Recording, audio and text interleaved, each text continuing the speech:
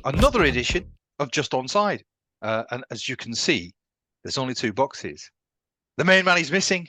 He's gone AWOL. United lose a game and he's disappeared. Joking, actually. He's playing football at the moment, or at least that's what he claims.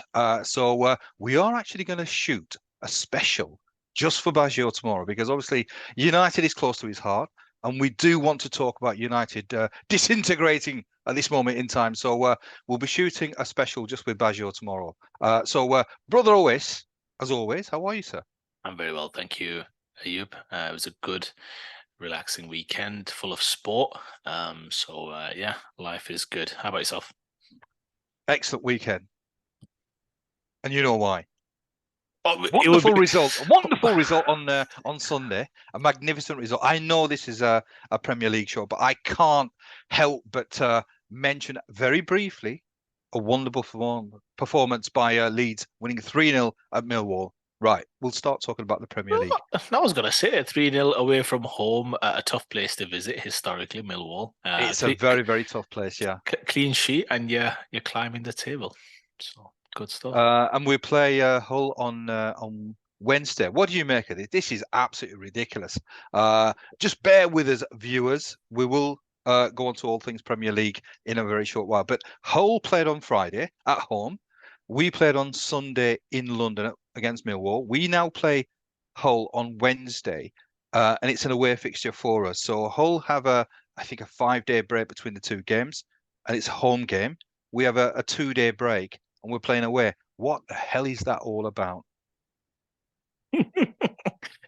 How about you just enjoy the fact that you've won a championship game away from home? Just be happy for a little That's the while. second one that we won away from home. We beat Ipswich as well. So nice little run at the moment. Last 3 games, 2 wins, 1 draw. So happy days. Right. On to Premier League. On to proper football. Well, I think some people will probably still say the Championship is a decent league, the best league in the world. Right. Okay, let's talk about Premier League. Quite a little bit of drama over the weekend.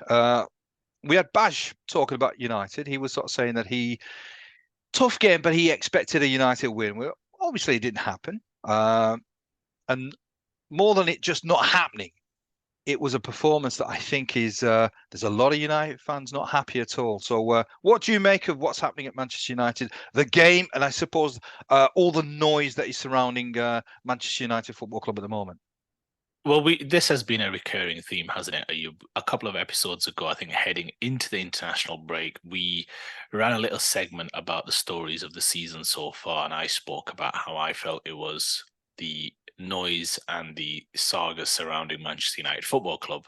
Since then, I think there have been another 2 or 3 key situations, let's say, surrounding that club. So it's only gotten louder and louder. We spoke about this game after the international break with some of the other off the field situations that they've got going on right now, and we said it was an integral game, and Badge rightly concluded that even at this stage this week for Manchester United, with Brighton at home and then I believe Bayern Munich away in the Champions League, their first game of the Champions League campaign, would perhaps set the tone for this season. So heading into the game on Saturday, I think Gary Neville spoke about it yesterday on his podcast, or on his kind of feature piece that he does with Peter Drury after the games, where he spoke about how a lot of the supporters travelling to Old Trafford on Saturday going into the game against Brighton were more full of hope rather than any expectation. He was there at the game as well. And on the whole, I think Manchester United started the game fairly well, irrespective of the form that they've brought into the game. They've really started strongly. And the thing about Brighton is that you feel, in terms of the way they play, they're a fantastic football team. Led by an incredible coach who I'll come on to. But you do feel as though, at times, they do give you some opportunities. I think they don't mind playing a little high risk, to optimize kind of maximum reward, to which they do to great effect as well. They started the game really well. I thought United definitely could have gone a goal up with a few situations early doors, and that would have set the tone for the game. The crowd was absolutely bouncing at 0-0 from all reports, and it's just as I suggested, maybe going into that game. If you remember, I said United will start strong. It'll be a case of whether Brighton can just manage that. And they did, and slowly but surely started to exert the kind of control that they have at a lot of grounds. Don't forget they wiped the floor with Arsenal last year at the Emirates as well. So this is not some plucky underdogs now. I think Brighton are rightly getting somewhat of a reputation of being able to kind of put this performance through consistently. Yes, they lost that game at home to West Ham, but they had that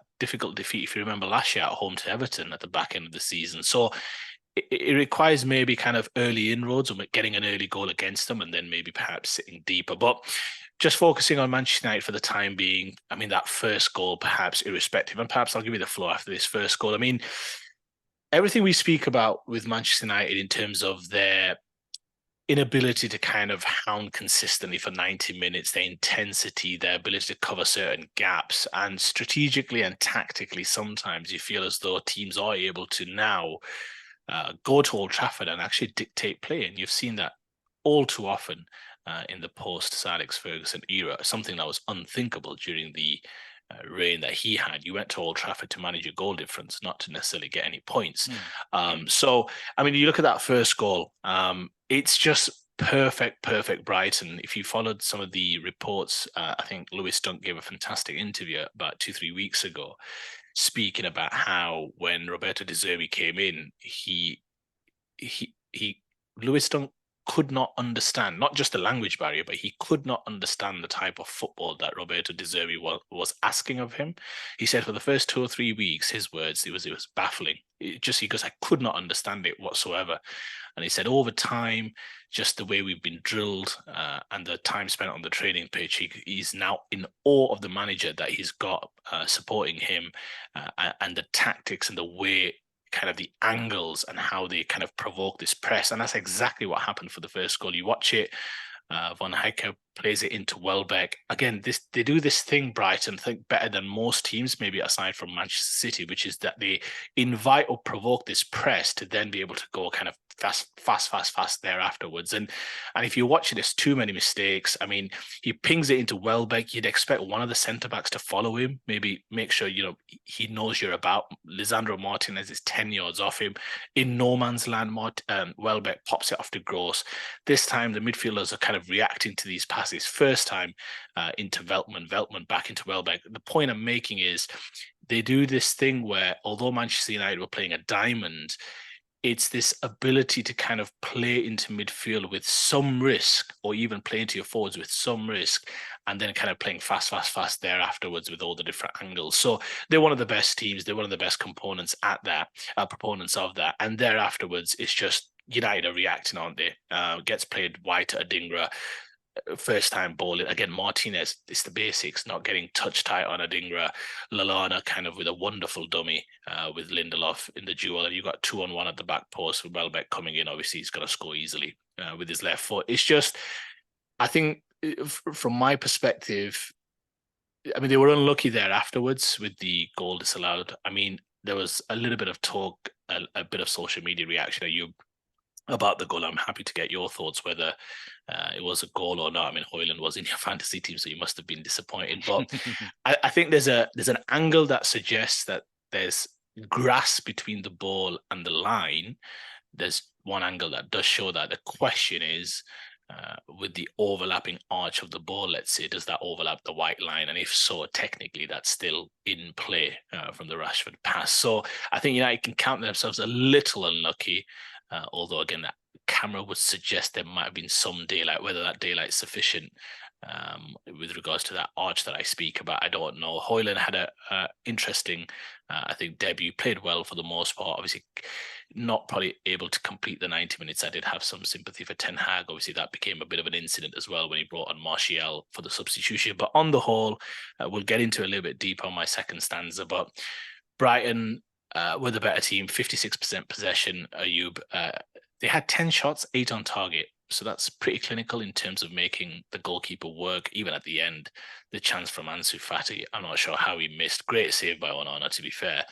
Although Onana may well be questioning his role in some of the goals. But yeah, Brighton, clinical, a team clearly well drilled, well understanding of its positions, of its situations, of angles and pressing and how to be on the ball, off the ball. They made 6 changes themselves, Ayub. This was not their best team that they were putting out. So again, like to comment on Brighton maybe in my second stanza, but from a United perspective, this has definitely set a lot of the alarm bells ringing with regards to their aims and aspirations for this season. I mean, the Graham summary is perfect. I think you've outlined exactly what happened in the game. I'll just talk about a couple of the incidents. I mean, you talked about. I mean, I'll sort of just dip in and out of various incidents. It's the Højlund goal. In all honesty, from what I've looked at, the ball was out. It looked like there was daylight. So I don't really have too many concerns. If I was a United fan, then really I think you've got to accept that ultimately one clip shows quite clearly that there was some gap between the ball and the line. So disappointing, but it is what it is. At the end of the day, I suppose sometimes you've got to believe your eyes, and I think from what I saw there, it was quite clear. In terms of Brighton, I think what I find outstanding about Brighton is that if you think about who they've lost in terms of players, Caicedo, McAllister, and Colville as well, these were 3 cogs in the machine that is Brighton Football Club, which is why I think De Zerbi is absolutely remarkable. Because you think of other coaches, what they're always doing is adding quality, adding quality. You've got Brighton where perhaps they always have to. There's always bigger suitors for some of their players, and they're always having to replace.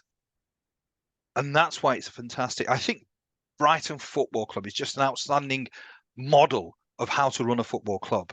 What they seem to have done over the last maybe sort of 5, 6, 7 years is outstanding. They're always, in terms of player recruitment, it's superb. In terms of managers that they recruit, it's superb. It really is. It's outstanding. I think it's hard not to like Brighton as a football club. So I think in terms of De Zerbi, Brighton, absolutely fantastic. In terms of the game, you're right. I think United had the ascendancy, but the goals conceded, it just seems too easy. At Old Trafford, they should never concede goals as easily as that. It doesn't matter how good the opposition is. There's something that I want to ask you. I've always had an issue with defenders when they're defending. Now, obviously, there's always an issue about handball. So a lot of defenders put their arms behind their back. Now, the first goal, it's a cross. Martinez is maybe about 10 yards, but he's obviously done that to try and ensure that he doesn't handball. I keep on in my mind thinking that restricts movement. By having your hands, obviously you are increasing the risk of potentially handballing, but I think it gives you a lot more options in terms of stretching. So maybe sometimes you can cut out balls. I think, was it the third goal or the second goal? Martinez has done the same, where he's obviously tucked his arms behind his back again. You can say, well, he's obviously making sure that there's no possibility of a handball. But I, in my mind, I keep on thinking that you're restricting the ground that you can cover. So that's I don't know what your thoughts on that are. Maybe you can just add something on that first. Just absolutely. It's a really good point, Ayub. I think the problem defenders have is that if they don't clasp their hands behind their back or in front, if you simply allow your hands to rest by your side, there's a chance that your body positioning and your body movements will kind of impact your arms then moving out of the normal natural body shape, thereby perhaps risking a penalty. So by clasping them, I should say, or by putting them together maybe behind your back or what have you, you have less chance of those arms coming out when your body's moving, if that makes sense. So you're at less risk of causing a penalty. To your point, however, it absolutely does impinge your ability to defend that situation normally with as much kind of surface area as you could, let's say, in terms of being able to block. It definitely penalizes you, but unfortunately, the way the handball rule is, I don't really disagree with the way the defenders are going at it. Obviously, they're being well coached by, kind of, this is football at the highest level, so they're being coached how to manage those situations. I'm with you. I just think the risk of the penalty, which you've seen in a lot of situations is the reason why they do clasp their hands. And again, it's pick your poison, isn't it? He still should have done better to kind of get closer. I actually, just very quickly, for the second goal, and you might think I'm picking on Martinez, but I watched his defending very closely.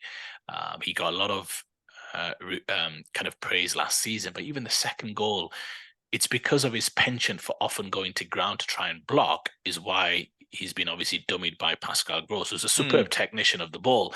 But if he was more of a, and I'm not saying that can't happen to many defenders, but because of his tendency to go to ground, defending horizontally, blocking, putting his body on the line, which often gets him out of many situations. He had that one amazing block, I think it was against Australia in the World Cup. I think it's just that it's that ability or that kind of positive, which will often also be a negative in that scenario where the feint, he sits him down and then Pascal Gross isn't missing from there. But yeah, I take your point. It is something that I think defenders have to put up with to some extent. I'd just like to elaborate now as well on. I mean, Højlund was taken off now. There's a reason for it. He wasn't fit, or at least it was assumed that he wasn't fit enough to complete 90 minutes. The reaction of the United fans, I mean, there was a loud chorus of boos. They obviously didn't approve of that decision. Now, I presume fans are knowledgeable enough to understand what reasons Ten Hag may have had, but sometimes maybe the game dictates what you do. And at the end of the day, playing extra 15, 20 minutes, I don't know, will it have that much of an impact? Some people will say yes, it will. Other people perhaps will say no. It's certainly a coach, in my opinion, at the moment, who's under pressure. I don't know. We've talked about Ten Hag for in previous shows, and we've lauded him. We've actually been quite complimentary of Ten Hag. I think in recent weeks, I'm actually questioning whether this guy has got the man management skills, because I think at the moment there's a lot of decisions that have been made involving some of the players at the club that perhaps are having some sort of trickle down effect. It's having some impact on maybe players perhaps being as committed to the manager as they otherwise would be. I don't know. I think there's something quite rotten at Manchester United Football Club. Now, most of the fans will say it's the Glazers, but there has to be some accountability from the players. There has to be accountability also on Ten Hag. He just can't get a free pass. A lot of fans at the moment are just saying it's the Glazers. To me, I hold Ten Hag accountable, and I think the performance, albeit it was okay, you can't question that it was a real poor performance, but ultimately it's a results business. And to be beaten 3-1 at home at Old Trafford, questions have got to be asked. Absolutely got to be asked. I disagree with your sentiment. The manager ultimately holds accountability for the results. Yeah, of course. That goes without saying, and that's whether it's game 1 or game 400 in an illustrious managerial, whatever it may be. The reason why you make an interesting point about the dressing room. I think you alluded to it there. Erik ten Hag's managerial demeanor and style is one of, I wouldn't say aloofness, similar to, let's say, a Rafa Benitez. It's clear, though, he's fairly firm, he's fairly strict, but I think there is a personality there. I don't think it's a charismatic managerial approach, but he's there to do a job. I think he's been dealt a difficult set of circumstances, especially with some of the off-the-field stuff. That stuff, you would argue, for the most part, is outside his control, and therefore that would have tested many a manager, in my opinion. In terms of holding him accountable, yes, he's accountable, but to what extent? What are you suggesting? In the end, for me, from my perspective, and this is genuinely, I've always believed this, is that they should be challenging for the title in terms of their expectations, right? Last year, there was the question mark that was asked, who had the better season, Arsenal or Manchester United? And there were some who believed that Manchester United had a better season. Well, if you follow that thought through, if Arsenal challenged for the title and you argue, you're one of the few who argues Manchester United had a better season, well, following that natural thought through, they should be challenging for the title the year after, because that's Arsenal's expectations, and I won't shy away from that. That's the expectation. Arsenal have to be challenging for the title. No point kind of shying away from big aims and big objectives. The only point I would say is, a manager, it takes time. And with regards to the dressing room, the point you make is because of that demeanor that he has sometimes, I could see a scenario perhaps where when results don't go so well, like they aren't right now, how that little noise in the dressing room, now that there's been a few more defeats, can become a slightly louder noise in the dressing room, let's say, or around the camp, if that makes sense. Because it's easier to rail against the one individual, let's say, than it is, especially when you're losing games. When you're winning, it masks. It's the reason why he got away to some extent with the removal of Ronaldo, which I think he was right to do. It's because they were winning for the most part. And winning, we say it all the time, masks a lot of things, and it's so true. And I don't have any issue with Ten Hag right now at Manchester United. I'm surprised that some fans do. There is some Eric Ten Hag out brigade, which I don't understand for the life of me. Yes, results need to improve, but he also needs to be given time to exert the type of influence and to come through this. I mean, look, Roberto De Zerbi, I love the coach. It's actually 1 year to the day when he was appointed by Brighton, September 18th last year. He didn't win any of his first 5 games before leading a big win over Graham Potter's Chelsea at the time. De Zerbi is an incredible coach and will be managing one of the premier clubs in Europe next season. Of that, there is absolutely no doubt. I am of the opinion that there will be big clubs around Europe right now that will be identifying what their managerial situation is right now, and if they need to perhaps move a little early, because he will not be on the market come the end of the summer next season. Of that, I have no doubt. But the difference is, there's one thing being at Brighton, where you are the underdogs to some extent, and you are, to your point, selling and buying and recruiting and being able to work with a small team, a small squad with very little pressure to some extent. Ayub, even though I love the fella, it's a very different beast. His next job will be a very different beast. Very different. So Eric Ten Hag is at the biggest club in the world. I think he had a very good first season. He's had a very shaky start. Fixtures, I would argue, have been also a little bit challenging. 3 of the first 5, Spurs, Arsenal, and Brighton. You would argue, yes, but the other 2 performances didn't pull up any trees as well. And that's a fair comment. I just think we have to be very careful about kind of reacting from one extreme to the other. I think give the gentleman time.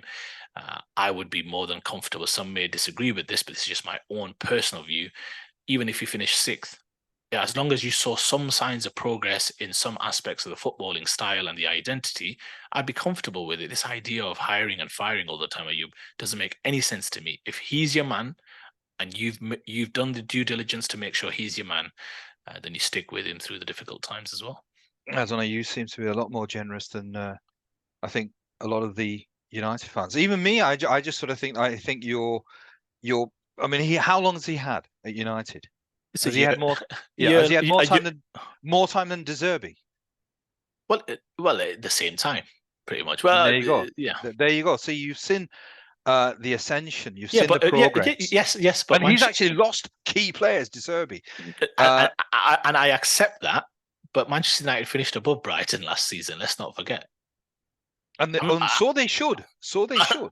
Absolutely. But you're suggesting, look, who do I think is the greater manager? I mean, I'd probably lean towards De Zerbi, because I always judge a manager where can you see his style on the team in terms of the identity on the football pitch. And you can see it with De Zerbi. Absolutely. He's taken Graham Potter's Brighton and improved that exponentially. And that was a good platform to build on. Eric Ten Hag, I would argue, it's taking time.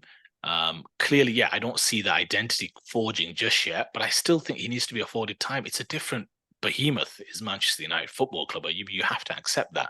It just takes a little bit of time. I'm not going to get into comparisons between the two, but if he's your man and you've backed him and you've got him from Ajax, where they did play an incredible brand of football, you've just got to allow a little bit of time, and you've got to see through the difficult times. Because if there's one thing that's guaranteed in football is bad results. So if you're not going to see a manager through the bad results, when are you going to support him? And the one thing that's guaranteed in football is that a lot of times you won't have the time to prove your worth. Now, I think he's had ample time, but in my opinion, I just think there's something very rotten right at the core of Manchester United Football Club. I think it obviously emanates from the owners, Glazers, but I think that shouldn't always be used as an excuse for substandard performances. And even Ten Hag, I think he's had ample time to stamp his mark on this Manchester United side. What are you suggesting? You say it with your chest. What are you suggesting? I think that if results don't improve, He shouldn't be somebody who is free from the sack. I think he is a manager that should feel under pressure because it's a results business. And I think obviously they're not going to do it imminently. But certainly, I think if it continues the way it is, They're not going to. then it could be a casualty. They will not do it at all. And if Erik ten Hag does not get at least this season, and I would argue even the next season, then I don't think Manchester United deserves success. If he's your man, you can't just be like at the first sign of trouble. So let me get this right. If Arsenal finish sixth this year, 18 to 20 points off the top, you'd argue that Arteta needs to lose his job. I think questions need to be asked. Yeah, we'll ask the questions. Thank you very much. You stick Yeah. to your clip. but no, I, honestly, if I think he's the man, he's the man. And you go through the tough times. There's not entitlement to winning titles every single season. You try your best, you compete, and you hope you're making progress. And I think we are. But that doesn't always just result in finishing first all the time. I just think it's a little early for the dramatics and the histrionics with regards to Manchester United, but it is Manchester United, so I do understand it. And that's the reason why. I mean, if I ever own a football club, which will probably never happen, I'm never going to have you as chairman. You'd have a manager who will be on a run of defeats for a season, and you'll still keep him on. I'm just picturing you owning a football club. You'll need more than that. You'll have to remortgage some of those houses that you.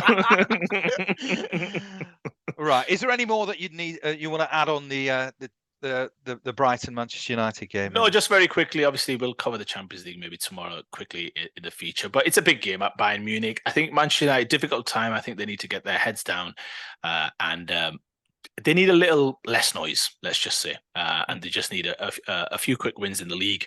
And suddenly things will seem a little bit better, I think.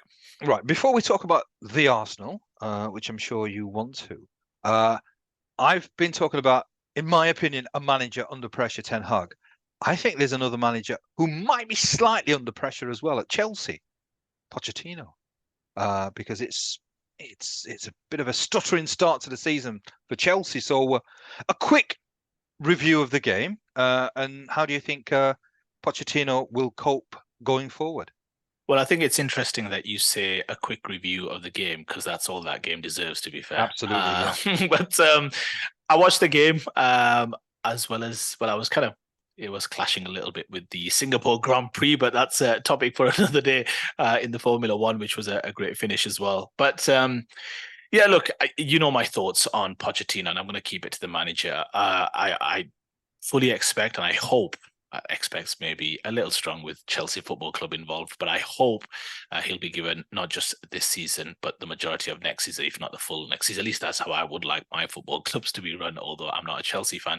Yeah, it was a difficult game for them. I mean, they had some opportunities in there, early doors, and they were in the ascendancy. Could have gone a goal behind, great save by Sanchez at the far post when Chelsea fell asleep. But Chelsea are clearly not clicking on all cylinders. Caicedo wasn't in the squad. I'm not so sure. I believe he was there in training on Friday. So I'm not entirely sure as to the reasons why he could not make the match day squad. He obviously would have made a difference, but they had some opportunities. Jackson again hitting the post.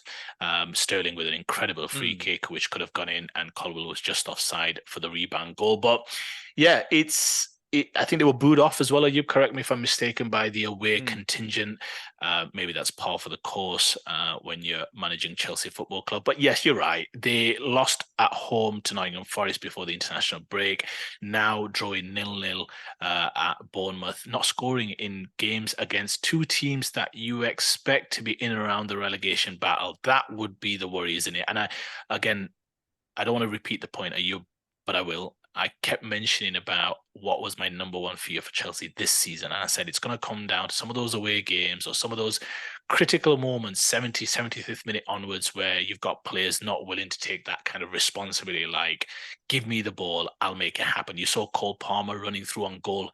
He's got the technique to put that away with his left foot, but he plays it wide to Sterling, back into him. Keeper makes a great save. But it's that kind of mentality that you need. I think Jimmy Floyd Hasselbank spoke about it fairly well, covering the game at Goodison yesterday, where he summarized the Chelsea game, ex-Chelsea players. When he spoke about it, he said, sometimes you've got to shoot.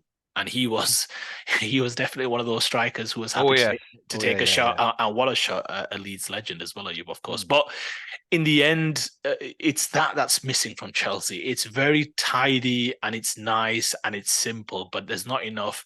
There's not enough kind of that instinct to make the difference, and I think that's what's missing. That'll take time. I think Pochettino is the right man. I just hope Chelsea are patient, because that's it's going to be a testing season for them. It doesn't just come together straight away. So, yes, agreed. And I thought in the end, maybe a point was the fair result. Bournemouth had one or two opportunities as well, but yeah, I think he'll be fine, and I think they will start to pick up some positive results sooner rather than later. Well, it needs to get a wriggle on, because I think the pressure should be on. And in terms of, I mean, I'm going to keep it as well really, really brief, because it doesn't deserve uh, any more than 30 seconds, because it was quite a dull game. It was a tight affair. Uh, and Chelsea, I mean, I was reading a piece by Jermaine Genius, who actually said that this was the best performance from Chelsea up until the final third, which he's an ex-Premier League player, but I question that, because I don't think it was that good a performance at all. They had some opportunities, but in saying that, the Chelsea keeper made some crucial saves. And I'd go as far as sort of saying he was probably Chelsea's man of the match. So it needs to get sorted ASAP. Pochettino has a great reputation, but really, certainly in England, he's not won anything.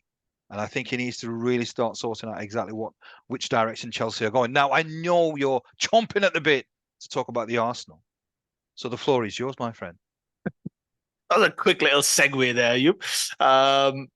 Yeah, Arsenal. Yeah, I mean that was I was going to say the final game of the weekend, but we do have Nottingham Forest against Burnley tonight to finish off or to round up the weekend's action. But I did want to discuss the Arsenal game very quickly. Not just the game, the result, the performance, but obviously the one or two controversial moments as well, Ayub, which I'm keen to get your thoughts on as well. Yeah, Arsenal for the most part. I mean, let's touch on Everton first, Ayub. I would argue they're one of the worst Premier League teams that I've had the misfortune of watching a game of football of. I mean, genuinely. And I just mean just in one game. Yeah. I'm not talking about over the course of a season. That may well be your famous derby with the 11 points or however many it was. But I just mean over one game where you're watching a game of football and you're thinking, right, what's this team about? And for them, in terms of the history of that club, I mean, yeah, I'm not one of those who believes, oh, Everton, big football. Of course, they're a big football club. I don't dispute that. But what I mean is, you are what you are. And if over the last 5 to 10 years, you've always been kind of fighting relegation and turmoil on the pitch, off the pitch, and what have you, ownership struggles and all the rest of it, you are who you are at that point, right? Leeds are a big club, but they're currently in the Championship. But yesterday, I mean, if you're an Everton fan and you're watching that, zero ambition, zero quality, no idea whatsoever in terms of how to combat Arsenal's style. I think Arsenal put together 600 plus passes. I think Everton had 158 or something along those lines, successful passes. You saw at the end that you're trying to get a goal, just lumping it along, no quality whatsoever. Yes, you can always get a goal from a bit of a situation, some misfortune, a bit of luck or what have you. But in the end, it's about quality. You need quality, you need talent, and it's interesting to see what Everton do. They're under new ownership as well, I believe. So what will Sean Dyche be the coach? You feel like he's probably got one or two more games at you, because if there's one thing you can sell, even when you're going through a difficult time at the bottom half of the table, is a little bit of hope, a little bit of, you've got a few performances, so the owners will stay with you. That's not the case. The owners have switched, so they'll be keen to bring their own man in. Let's say if this continues. I mean, honestly, I was very taken aback by their approach. As for the Arsenal, I think that what I realized watching Arsenal yesterday, I mean, obviously I watch them quite closely, is that the distinct difference between Brighton and Arsenal is that Brighton will be willing to concede a few potentially to try and score. So they are quite risky in terms of the way they kind of press, or the way they invite the press, to provoke the press, let's say, but then they go pass around that with speed. Whereas Arsenal are very cautious. They want to manage the situation. They'll play very slow at times, in a very thoughtful and kind of methodical manner. It'll be Rice, Saliba, Gabriel, Saliba, Rice, this kind of rotation around the back. They always look for this. There's so many times Ben White had the ball, he'd just stop. He'd be like, well, it's that kind of, I want to take very little risks to create opportunities. And it's interesting because I spoke about this before the season started, about the clean sheet record last year. They kept 4 of their 14 clean sheets were at home. And I said before, I think the season, that I expect them still to be fairly stronger away from home. And that's proven to be the case so far. Clean sheets at Selhurst Park, clean sheets at Goodison Park. Yes, you may argue clean sheets that you can definitely get, but they've conceded at home to Forest, Fulham and United in the other 3 games. So it's just interesting that it's the similar pattern, let's say, away from home. But yeah, as for the Arsenal, I think in the end, deserved winners. I don't think there's any dispute in that. And a wonderful goal, I thought, that they put together. There was some talk about the short corners yesterday, Ayub. Gary Neville obviously was talking about that quite a bit, but it's quite an interesting tactic that Arsenal tried, knowing that obviously Everton are fairly physical and full of size and length, to try and kind of lull them into a bit of sleep, I guess, and a bit of distraction to kind of take the maximum allowed time before taking kind of a short corner and then really speeding things up, kind of getting Everton a little bit off balance, I would say. And that's what brought the first goal. Incredible finish by Leandro Trossard. Technically, that's a very difficult finish. So a really good goal. Arsenal had a few good situations there afterwards where they should have put the game to bed. And when you're 1-0 up, even against a team that was bereft of any quality or kind of idea of how to go about trying to get a goal, you're always at risk, aren't you, of a set piece situation. But Arsenal deserved winners. We'll get into the controversial moment in a bit. But again, I think the main kind of outcome or conclusion that I drew is that Arsenal definitely playing a very risk averse kind of way of football. And I think that some of that is drawn by, kind of falling behind in games. Yes, they've not been able to correct that at home, but I think now getting Gabriel back into the team, and you saw Zinchenko kind of partnering Rice a little bit, coming back in off that left back position. They definitely controlled the entire game. Of that, there was no doubt. Did they create as many opportunities? Perhaps not, but you expect them to continue to improve perhaps in those kind of final third and get a little bit more clinical. But that was my overall assessment. Good win, but performance still probably not as clinical as you'd want it to be. Fair enough. I mean, for me, I wish there was an option where I could actually claim some of my Sky subscription back from Everton, because that was nonsense. That really was. That was awful. I mean, it's an embarrassment to the Premier League, and I think the sooner Dyche goes, the better. I mean, it's a club that's been struggling well before Dyche, so you can't just apportion all the blame to Big Dyche. But that was shocking, and I'm so relieved that the Arsenal did win, because there is no way that you should be playing that sort of football and get any sort of result at all. So I was glad that the Arsenal won. A little bit of controversy in the game, which I'm sure you're going to talk about now, because I have no idea how the rules work. They tell me that they followed the rules, so that's all I'm going by. That it was offside based on the rules. But you have a slightly different opinion. Well, I say different. Football does this thing where football has this situation. We've spoken about this, haven't we, about the fairness of some of the rules, right? So you can be fouled in the corner of the penalty box, absolute ankle tap, nothing major, zero threat of any goal scoring situation, yet you can receive a penalty. Similarly, there's many other situations where you would argue the opposite, where too harsh a penalty is given or not harsh enough, let's say. And I do have to lay out what incident we're talking about. Of course, it was the major talking point, I would say, of the weekend, or at least I thought it was, in terms of refereeing decisions, although there were 1 or 2 others at St. James's Park, which were definitely questionable as well, I would say. But let me lay out the incident first, Ayub, and maybe perhaps you can give me your thoughts, because obviously you may well disagree with me. So just laying out the incident first and foremost for those who may not have watched the game early on. I think it was about 20 minutes in, perhaps, Ayub. The ball was played to Gabriel on the halfway line by Saliba, I think it was, and then Gabriel plays a ball aiming to go back to Saliba, right? And Beto, the striker, if I can call him that, or let's just say the further, the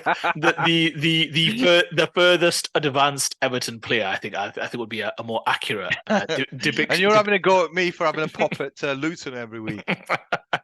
Hey, listen, I'm calling it as I see it. But yeah, he makes a play for the ball. I think that's fairly accurate to say. And in making a play for the ball with a view to blocking the pass, he inadvertently sends the ball probably about 30, 35 yards, I would say, unimpeded, although I think Tarkowski allows it to go through to Nketiah, who's adjudged to be in an offside position. He lays it back to Vieira. Vieira pings it inside to Martinelli, and Martinelli with a fantastic finish, actually, just kind of putting it past Pickford. Now, Nketiah was adjudged to be offside, and there were a few considerations here, and I'll come on to what the rules state. But what was your thoughts, Ayub? Because that's the incident, or at least it wasn't the Martinelli aspect, although I accept that Martinelli also looked very close to being offside for the Vieira pass, but it didn't come to that because the argument was that Nketiah was offside from the original pass. So he was adjudged offside from the Gabriel situation because they argued that Beto's intervention was not a deliberate play or a deliberate act. What was your thoughts on the incident? I'm giving you nothing. It's just far too complicated for me. So I'm just going by what they've said. So what they've said is technically, based on the law, it's offside.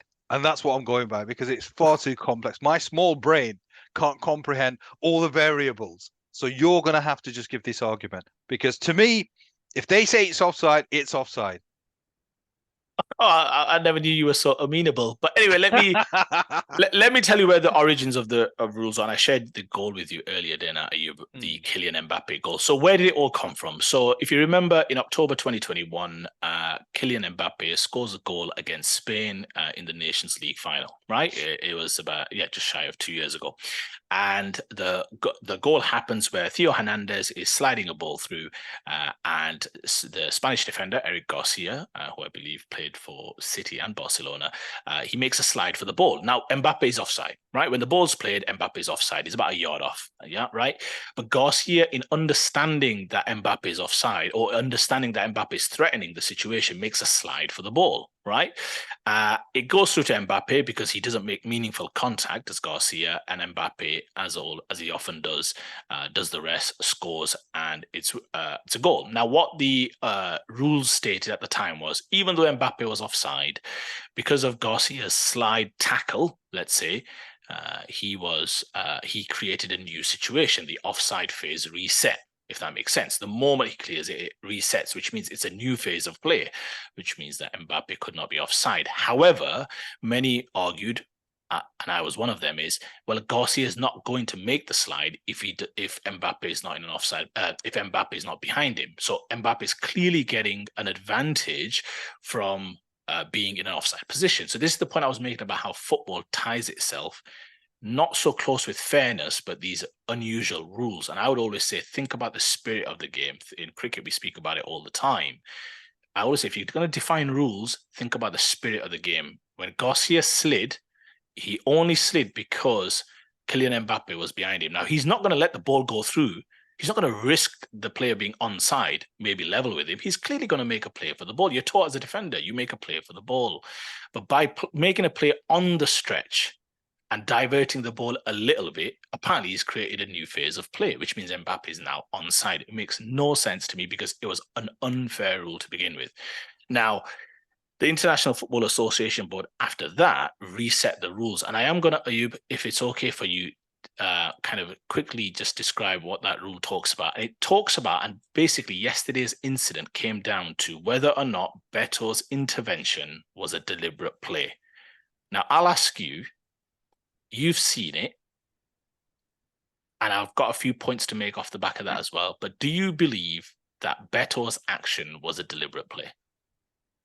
In what sense? Just to block? Even if it was to block, was it a deliberate? Was he aware of what he was trying to do? Because that's what would make it deliberate. Well, his intention was to block, so therefore it's deliberate. Exactly. It's deliberate. Yeah. You would accept that. And the Yeah, I do. point Yeah. is, and the point in the rules, they talk about what is classed as kind of a deliberate play, right? And they talk about how, if you're deliberate play is when a player has control of the ball with the possibility of passing the ball to a teammate, gaining possession of the ball, or clearing the ball, uh, i.e., by kicking or heading it. If the pass attempt to gain possession or clearance by the player in control of the ball is inaccurate or unsuccessful, this does not negate the fact that the player deliberately played the ball. So my point I'm just making very simply is he's clearly trying to regain possession of the ball. That much we would accept, right? He's trying to regain possession of the ball.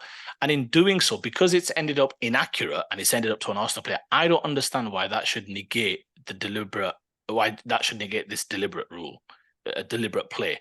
Now, clearly, the way it's been interpreted is that wasn't a deliberate play, and therefore they've gone back to the Gabriel pass. But then I ask you the question, Ayub, why do we interpret that Beto's pass was not a deliberate play when clearly Gabriel's pass was also not a deliberate play when he was trying to pass to Saliba? My point I'm just making is, if we're not going to penalise Everton, why are we penalising Arsenal for the action that took place before? Because clearly that wasn't a deliberate play at all. He was trying to pass to Saliba. Now, the rules state, or it doesn't really matter who you're passing to.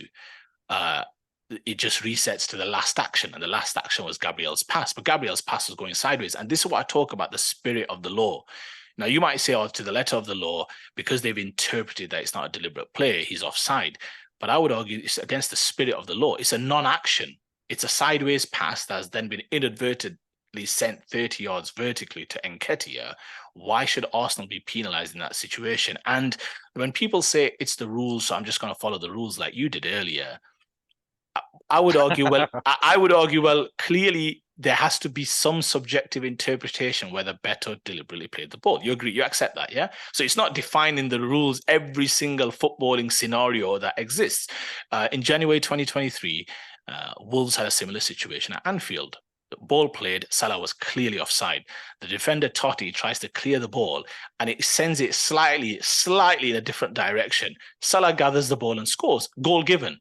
Because they argue that because he headed it, it slightly changed the direction of the ball. He was on full stretch. He only changed it by a little bit and Salah gathers it and scores. My point is, there's in each and every single scenario about this deliberate play, there's a subjective interpretation whether it was a deliberate play or not. So it's not about the rules. The rules give you a framework. There has to then be a subjective assessment on each and every scenario. And my argument is, clearly, Beto's trying to block the ball. He's making some intentional play towards the ball. Now, if he approached Gabriel and did not enhance his foot, or did not kind of advance his foot, I should say, then I would argue, it's just careered off his shins. It's not an intentional play whatsoever. It's not a deliberate play. Probably is offside. But when a person's trying to make a block, and just because it then just happens to go to an Arsenal player, why should that not be interpreted as a deliberate play? And my point is, the rules are intentionally vague, whereas really the spirit of the law should tell you that goal should have stood yesterday. Because there's one difference, which is a player being slid through the side, a defender on the stretch, and now it resets, right? As opposed to yesterday, which was, I would argue, a nothing event between Gabriel and Beto, and then it ends up at Nketiah. It's just my view, but I don't understand why goals like that are disallowed. If we say Martinelli was offside, that's fine. That's not the issue that I have. But I don't understand when Gabriel's pass is going backwards, he's clearly not even intending to pass anywhere near Nketiah, why his pass should be used as a context of considering whether the incident was offside or not. Well, I have no idea what you've been talking about, but it sounded very convincing. So, to our viewers, if you understood what Ois is talking about, please make a comment for your thoughts. I have no idea. Or drop me a message. But the Arsenal one, which was the main thing, right? We'll sort of wrap up in terms of a couple of other games that we had at the weekend as well.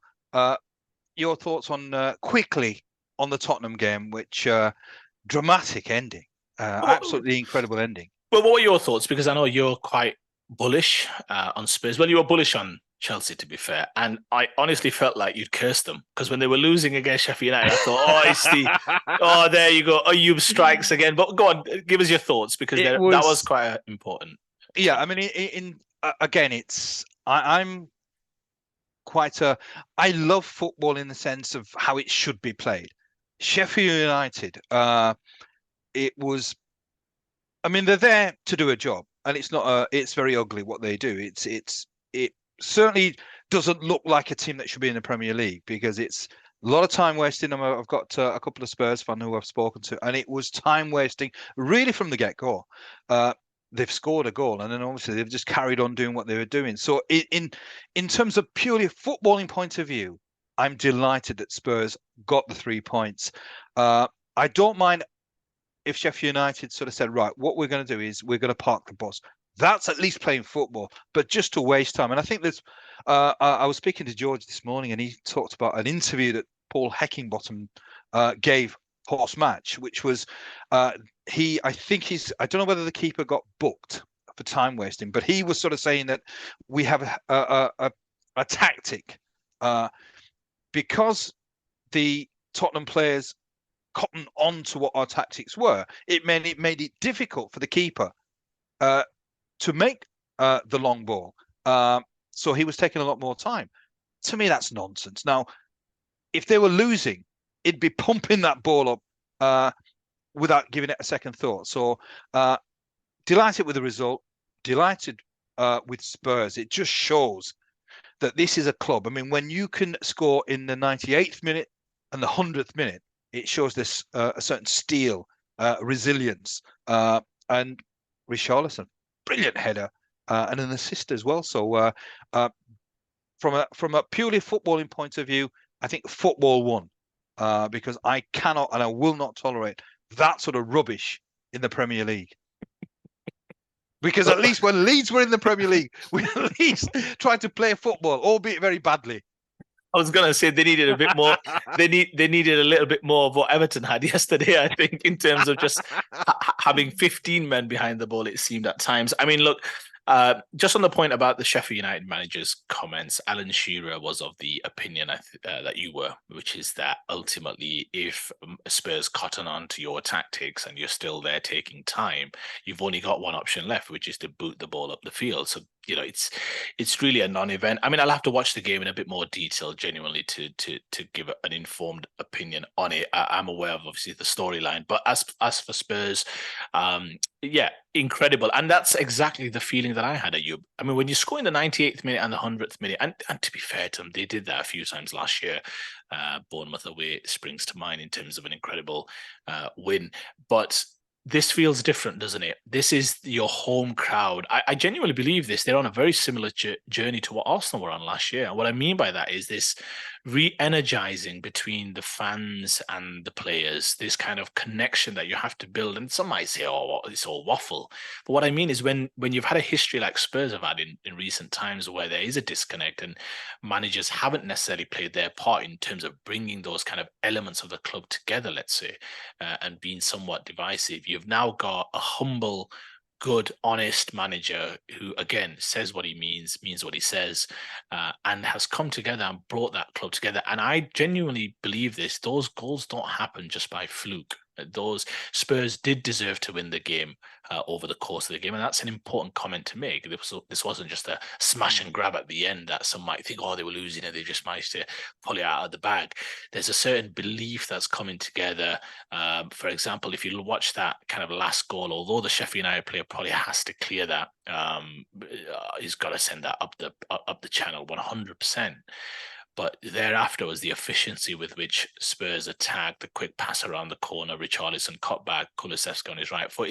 There's a certain belief, there's a certain conviction. And this is the point I was making about Chelsea, where the Spurs players are suddenly starting to want to make the difference, right? It's this kind of, hey, we can still get this. And 98th minute, you're rushing back to the centre line. You're putting pressure on. The crowd's energized. There's a certain euphoria about Spurs at the moment. There's certain belief, there's certain conviction that's kind of reappearing back in their place. Not the same old Spurs. Now, of course, that takes more than just a few results to kind of dissipate, but they've made an incredible start. And again, these last minute situations don't happen by fluke. It happens because the supporters believe, the manager believes, the manager gives you the confidence to go for it, to keep trying, to keep pushing, to not be disheartened and think, oh, it's just not our day, to give in just to that resignation that maybe it's just not meant to be. We had a good start. Now we just take our lumps with a 1-0 defeat. It's just you keep going, you keep going, you keep going, you keep going in the belief that something will fall. And Spurs, definitely something special happening at that football club. Early days, and even if they were to have a setback, I still believe they're on the right track. Big game next at the Emirates, which we'll do a preview of later on this week. But yeah, they continue where they took off, and it doesn't help them to see some adversity and to overcome it even at this early juncture. Right, and I'll just let you quickly finish off on Liverpool's game against Wolves, Man City against West Ham, and Newcastle and Brentford. So, any particular moments Well, that caught your eye in those games? I'll leave Liverpool to you, as we know that's your favourite team in the Premier League. As for Manchester City, listen, juggernaut, absolute juggernaut. 15 points out of a possible 15. Interesting, Man City, Liverpool, Spurs, Villa, all teams that fell behind this week, yet still came back to kind of win the game. But yeah, Man City, incredible. Some of the football they play, I mean, Haaland should have had a hat-trick, shouldn't he? Like he should pretty much every week. He's missed a few sitters. He missed a few big chances against Sheffield United. You'll remember Ayub as well. So he probably should already be on 15 goals, to be fair. But yeah, incredible. Jeremy Doku, he started really well, hasn't he, his Manchester City career. So deserved victors in the end because the football they play, it's quick. I mean, lots of chances, lots of opportunities. West Ham will be disappointed not to have held out for maybe a point once you go a goal up against the champions of Europe. But yeah, City, incredible machine. They will take some stopping. Newcastle, Brentford, just very quickly. Controversial moments in that game as well, which hopefully at some point we'll get some when we maybe do a segment on the officiating. But they needed that win, didn't they? They needed that win, absolutely, yeah. hook or by crook. And going into the Champions League campaign, they needed a win. I think Thomas Frank, no doubt he'll speak about it tonight because I think he's the guest of honor on Sky Sports Monday Night Football. But he'll be asked probably to cover some of that game. But yeah, Newcastle needed a win. A lot of niggly situations. I don't think the performance was necessarily the best, but in the end, a win is a win is a win. And after 3 defeats, they needed one just to kind of get back on track. But Liverpool overcame a deficit early doors. What are your thoughts? You must be still feeling pretty bullish about your Premier League pick. Absolutely, and in a strange way, even more so now because Wolves were outstanding. I think they really were good, especially in the first half. They were outstanding. Goal up, deservedly so. Key moment, and I actually sort of mentioned it as well that when you did. When that chance was missed, it almost seemed as if that was the pivotal moment. And as the game wore on, Liverpool got more and more into the game. But it's games and results like this that perhaps tell me and convince me even more that maybe this is Liverpool's year. And bearing in mind, if Trent is not playing injured, suspension with Van Dijk. So the Achilles heel always with Liverpool is the defence. And at the moment, their defence is perhaps much weaker than it normally is. You get those two back with the middle of the park, with the attacking quality that they have. I just think they will get better and better. So these are crucial results because on another day, perhaps if they go to up Wolves, maybe Liverpool might pull back to 2-2, but I can't see them winning the game. So delighted with Liverpool, and as I said, I'm still sticking with my prediction that Liverpool will win the league.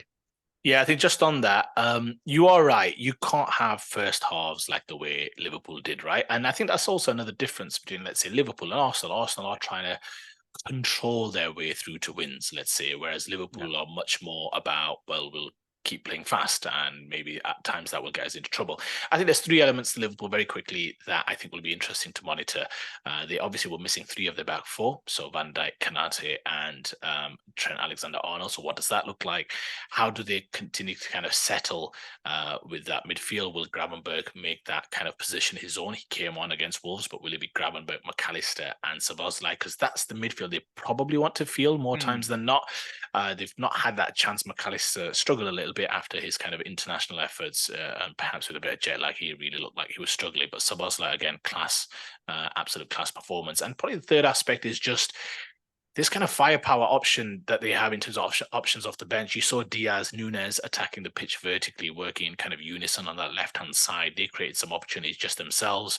They've now got options off the bench. It's not kind of Firmino, Mane, and Salah or bust. It really is now quite a few options. You've got Gakpo, Jota, Diaz, Harvey Elliott coming off the bench, Nunes. So he's got the opportunity to kind of change the rhythm and tempo of the game.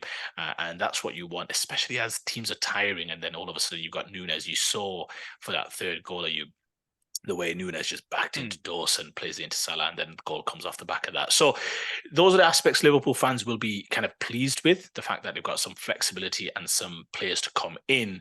The worry would be that, they can't afford to have too many first halves like that. You're not going to get away with it. And you did mention, to your credit, when Cunha missed that chance, you did say that will be the turning point, and it definitely was. Wolves, plucky losers, but to be fair, they've been plucky losers a few times this season. You've got to start picking up some points soon. Yeah, absolutely. But there's one game we've not talked about, and that's the main game: Fulham versus Luton. My goodness me, did they make me sweat? Why? When you say that, why is it that you want? I mean, why do you want Luton to lose? Because they do not deserve to be in the Premier League.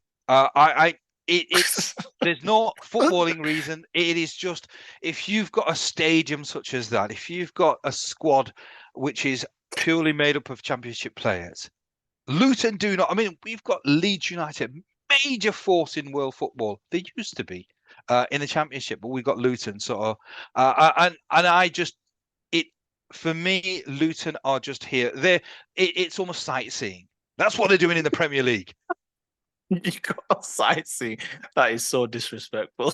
So, but they made me sweat though. 60-odd minutes. I kept on checking the score. And they hit the post. My goodness me. They hit the post at 0-0. I mean, look, Fulham will be pleased to have won. And Luton, it seems even at this early stage that it's going to be a long, long road for them in this in the Premier League. But I would still argue, honestly, as a story, it's still an incredible story for them to be part of the Premier League elites. And yes, they may well lose more games than they win. First off, that's the understatement of the century. Yes, but I think there's something nice that warms the cockles of your heart, as they say. But may warm yours, but not mine. Fair enough. Right, and on that very happy note. As always, thank you so much for watching. There is another game tonight. It's about 6:21, so in an hour's time, the mighty Forest play the mighty Burnley. So there's a game to look forward to. But as always, thank you for watching. Subscribe if you haven't. Share with your friends, as many friends as you have. Smash a like as always. And until the next time, which will probably be tomorrow, because we're doing a badge special on Manchester United. So until tomorrow. Could get ugly. Yeah, it could do. I'm hoping so. See you then.